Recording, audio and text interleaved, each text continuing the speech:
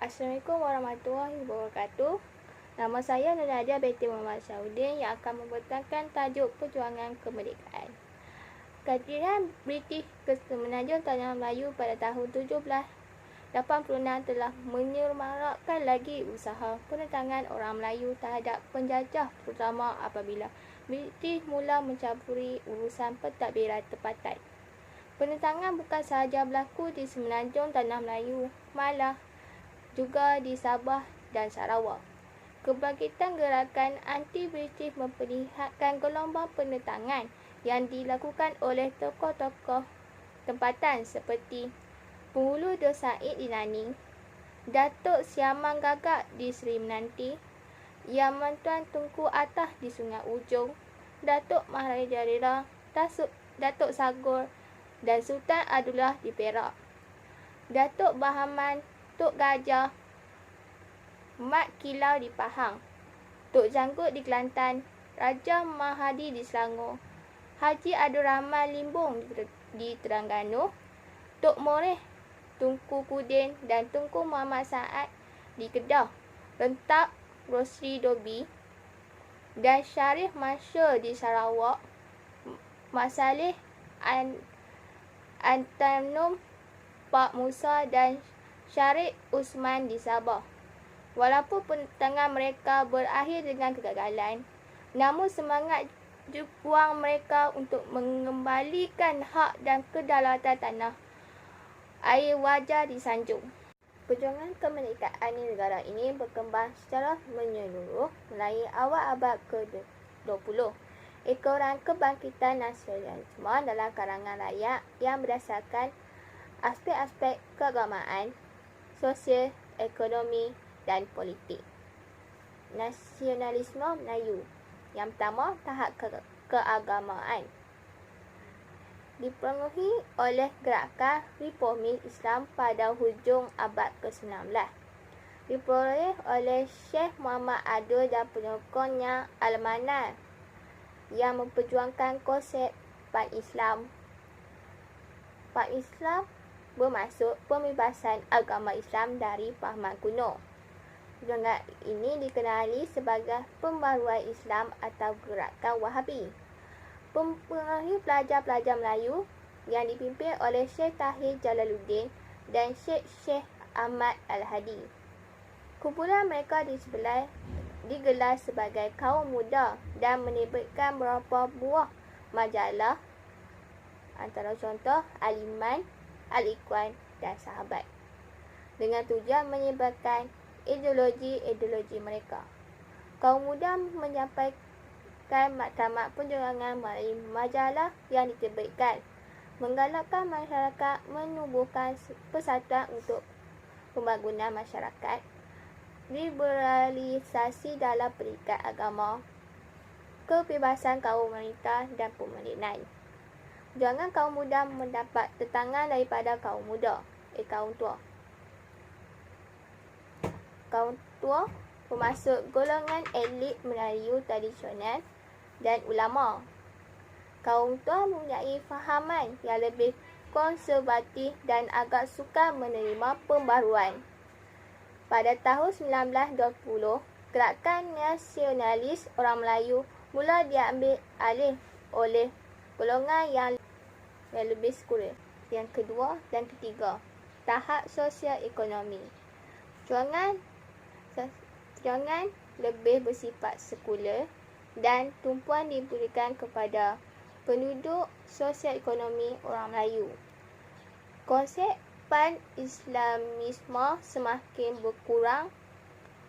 kurang dibangkitkan, dipelopori oleh golongan yang mendapat pendidikan Melayu dan sebagian golongan elit Melayu mendapat pendidikan Inggeris.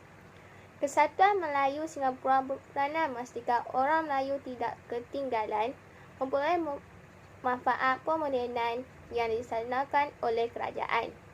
Golongan yang berpendidikan Melayu menumbuhkan Persaudaraan Sahabat Benar, iaitu PASPAM, pada 1934 untuk memperjuangkan pemulihan sosial ekonomi masyarakat Melayu. Atau yang keempat, tahap politik.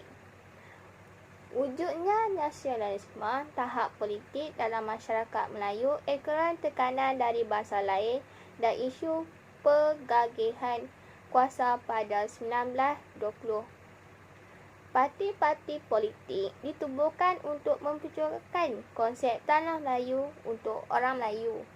Golongan lebih radikal telah menubuhkan Kesatuan Melayu Muda KKM pada tahun 1938 yang memperjuangkan kemerdekaan tanah Melayu dan penyatuan dengan Indonesia untuk membentuk Melayu Raya.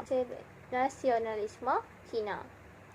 Pandangan orang Cina lebih kepada penolakan politik di negara Cina kerana ramai dalam kalangan mereka masih menganggap negara Cina sebagai tanah air mereka. Kesedaran politik orang Cina di tanah Melayu dikenal pasti sejak Perang Cina antara Jepun yang tercetus. Antara faktor yang mempengaruhi semangat nasionalisme orang Cina. Yang pertama, pengisytiharan gerakan pembaharuan di negara China yang dikenali sebagai Rancangan Pembaharuan 100 Hari. Yang kedua, gerakan revolusioner yang berlangsung di negara China. Yang ketiga, pengaruh komunitas dari negara China yang memperjuangkan semangat penyatuan negara China serta pengukuhan negara melalui perindustrian dan pemodenan. Yang keempat, penubuhan Parti Komunis Malaya PKM pada tahun 1930 yang bermatlamat menubuhkan sebuah Republik Komunis Malaya. Nasionalisme India. Perjuangan politik orang India di tanah Melayu lebih tertumpu kepada pengolakan di India. Hanya selepas perang memberi tumpuan kepada politik di tanah Melayu. Pada peringkat awal, tertumpu kepada pertumbuhan bercorak sosial, kebajikan serta melindungi kepentingan orang India. Waktu pencetus nasionalisme dalam kalangan orang India. Kegiatan anti-kolonial dalam kalangan orang Punjabi. Pengaruh parti kaum India yang bertujuan membela nasib kaum India. Perjuangan Central Indian Association of Malaya CIAM.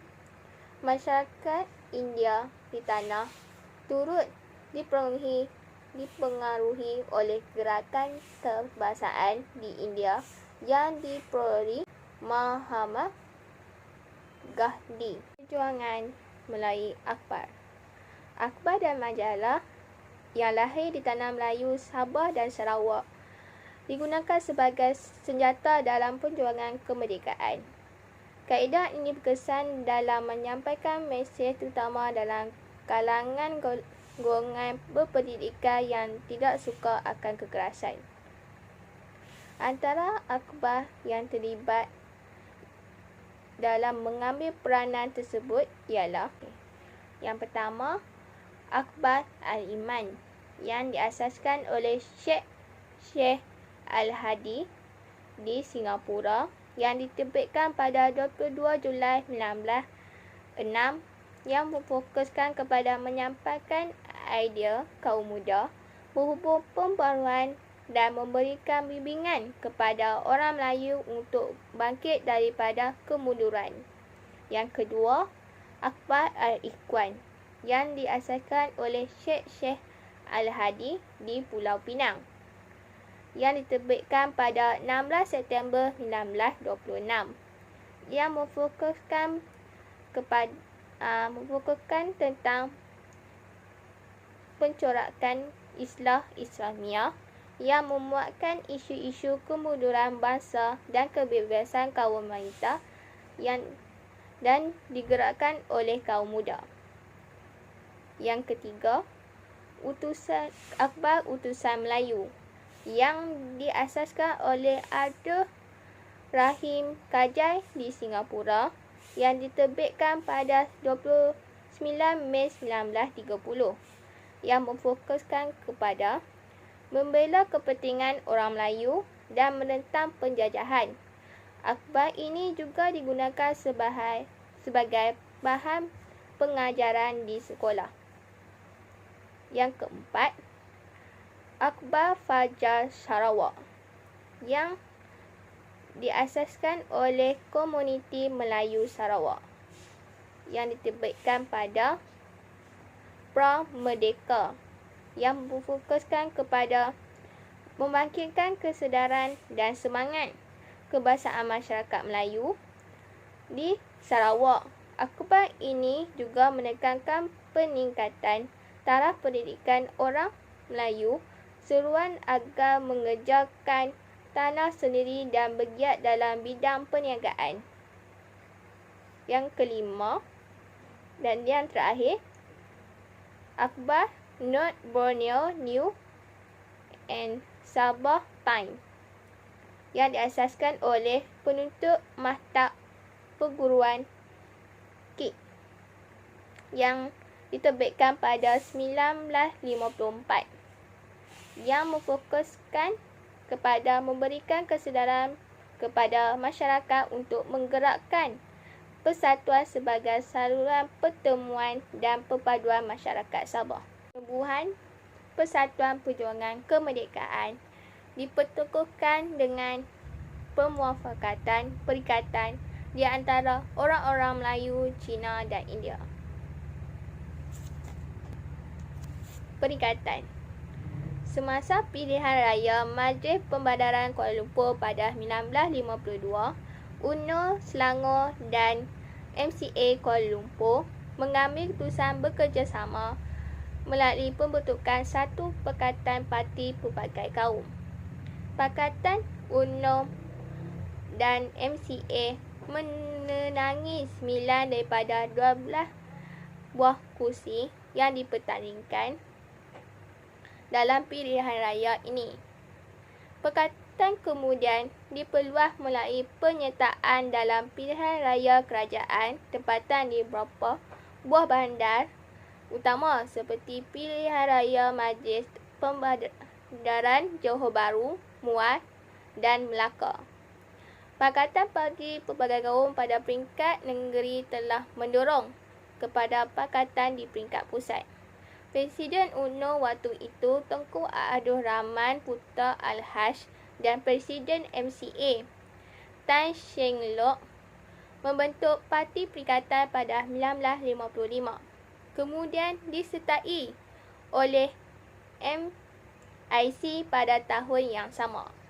Gabungan UMNO, MCA dan MIC dalam perikatan menggambarkan kerjasama antara tiga kaum majoriti di Tanah Melayu. Semasa pilihan raya umum Persekutuan Tanah Melayu pada tahun 1955, perikatan memenangi 51 daripada 52 buah kursi yang dipertandingkan. Kemenangan ini membawa kepada usaha seterusnya ke arah rundingan kemerdekaan Persekutuan Tanah Melayu. Kejayaan perikatan merupakan bukti persatuan rakyat tempatan dan kesediaan untuk memerintah kerajaan sendiri. Rundingan kemerdekaan. Pada Januari 1956, Tunku Abdul Rahman bersama rombongannya telah berangkat ke London untuk membuat rundingan kemerdekaan. Anggota rombongan yang terdiri pada Tunku Abdul Rahman, seorang setiausaha, 4 orang wakil raja dan 4 orang wakil perikatan. Hasil daripada rundingan tersebut, Perjanjian London telah ditandatangani pada 8 Februari 1956. Tarikh kemerdekaan Persekutuan Tanah Melayu telah ditetapkan pada 31 Ogos 1957. Sebuah Suruhanjaya yang dinamakan Suruhanjaya RIT telah dibentuk untuk mengubah perlembagaan baharu. Suruhanjaya ini diketuai oleh Lord Reed. Manifestasi terpenting mengenai kemerdekaan ini adalah persefahaman antara orang Melayu dengan orang bukan Melayu. Dalam konteks ini, orang Melayu bersetuju melonggarkan syariat kerakyatan kepada orang bukan Melayu, manakala orang bukan Melayu harus akur dengan kedudukan raja-raja Melayu, Islam sebagai agama persekutuan, bahasa Melayu sebagai bahasa rasmi, di samping jaminan kedudukan istimewa orang Melayu. Tujuan dan persefahaman ini yang dikenali sebagai kontrak sosial juga memberikan gambaran betapa pentingnya sikap bertolak ansur dan bertoleransi antara kaum di dalam negara ini. Antara intipati perlembagaan Tanah Melayu yang dipersetujui ialah yang pertama, sistem politik berdasarkan Raja Perlembagaan yang di-Pertuan Agong sebagai ketua negara yang dipilih dalam kalangan 9 orang Raja Melayu. Yang kedua, ketua kerajaan ialah Perdana Menteri yang dilantik dalam kalangan ahli Dewan Rakyat. Yang ketiga, persekutuan ditadbir berdasarkan demokrasi berparlimen. Sebuah parlimen dibentuk yang dianggotai oleh Dewan Negara dan Dewan Rakyat. Yang keempat, syarat kewarganegaraan diperkemaskan. Yang pertama, kewarganegaraan diberi kepada semua orang yang lahir di tanah Melayu selepas merdeka.